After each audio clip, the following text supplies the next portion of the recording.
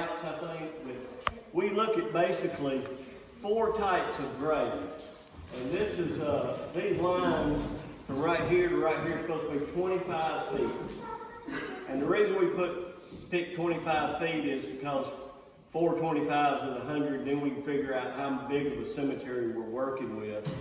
But if you look at the top line, it's military graves. Military graves are spread a little farther apart, and in 25 feet, there are normally 6 graves.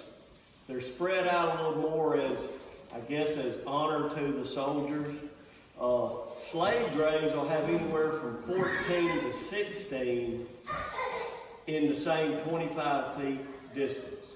And they were just buried. There were so many slaves, there were a lot more than what the history books say, and they buried them as close as they possibly could so they wouldn't miss any space or leave anybody out. But the slaves are also, they're not necessarily buried male, female, because they didn't even have last names till 1866, and they didn't have really wives except on a rare occasion in the 1800s at all. So they're basically buried, the next one to die, the next one that's buried. So there might be 5 or 6 men in a row, and then there might be 3 women and some children mixed in. When you get to the white settlers in the same 25 feet, they're usually 7 to 8 graves.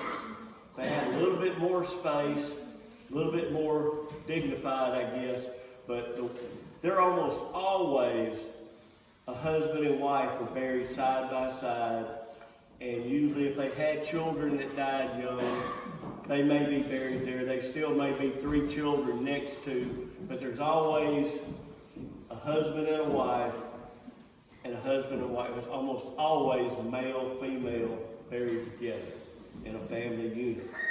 And then the very bottom is Justin and Anna's land, which are, we found out what Indian graves look like. Now, Indian graves are much smaller because they buried them in a crouched position. And just about any land that's near a creek or a river will have little splotches of these where they buried 6 in a unit or 8 or 12, because they basically buried them under their hut, which was nothing more than a few saplings with vines or limbs in between them, covered with a deer skin or buffalo skin or mountain lion or whatever. And it's not that they lived in one place. A lot of them lived in one place at one time, but over a couple thousand years, small numbers of them lived in that area. And so there's always, like Justin and Anna's land, maybe 10,000 Indian graves over there on each side of the creek. That's just the way they buried. And there's always a pathway in between the huts where they walked or had their community fires and things like that, that they always left room to walk around where their hut would